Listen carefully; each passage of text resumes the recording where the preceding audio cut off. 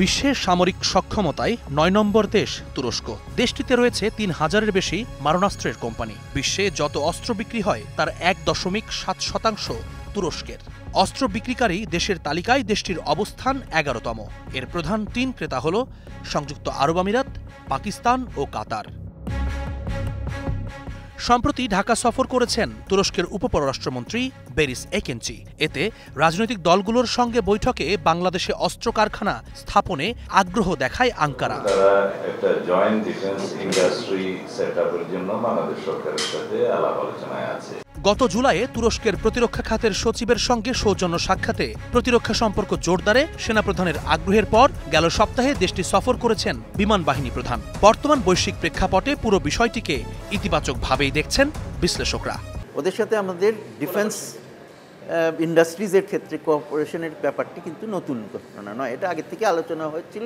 এখন সেটা একটু বেশি গতি সঞ্চার হচ্ছে বলে মনে করা হচ্ছে। দুই দেশের মধ্যে যে ভালো সম্পর্ক রাখা, বজায় রাখা এবং সেটাকে এগিয়ে নিয়ে যাওয়া এবং সেটার জন্য অঙ্গীকার প্রকাশ করা, এইটা খুব ভালো, এটা সবসময় হবে, এটা নিয়ে কোনো আপত্তি নেই এবং এটা হওয়া উচিত, তাই হচ্ছে। বাংলাদেশ অস্ত্র কেনার চেয়ে যেটা বড় আকারে যেটা বাংলাদেশের দরকার সেটা হলো বাংলাদেশের প্রযুক্তি তৈরি করা। সেই জায়গায় কারণ মনে হতে হবে যে কোনো দেশ অন্য দেশের অস্ত্র দিয়ে কিন্তু সে তার সিকিউরিটি রক্ষা করতে পারে, এটা কিন্তু ঠিক না। বেসরকারি গবেষণা প্রতিষ্ঠান সিজিএস বলছে, ছোটখাটো অস্ত্র ছাড়া বাকি সবই আমদানি করে বাংলাদেশ।